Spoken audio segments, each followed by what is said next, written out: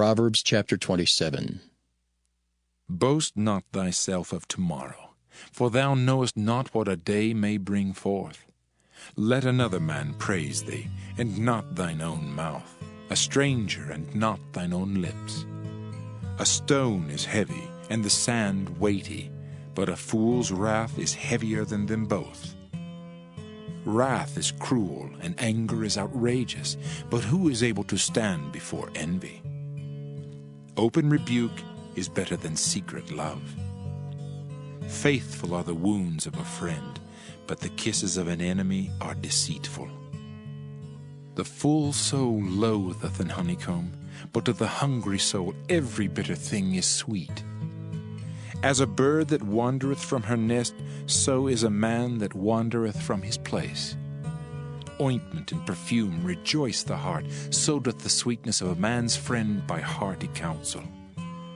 Thine own friend and thy father's friend forsake not, neither go into thy brother's house in the day of thy calamity, for better is a neighbor that is near than a brother far off. My son, be wise, and make my heart glad, that I may answer him that reproacheth me. A prudent man foreseeth the evil, and hideth himself, but the simple pass on, and are punished. Take his garment, that is surety for a stranger, and take a pledge of him for a strange woman. He that blesseth his friend with a loud voice, rising early in the morning, it shall be counted a curse to him. A continual dropping in a very rainy day, and a contentious woman are alike. Whosoever hideth her, hideth the wind, and the ointment of his right hand which bewrayeth itself. Iron sharpeneth iron, so a man sharpeneth the countenance of his friend.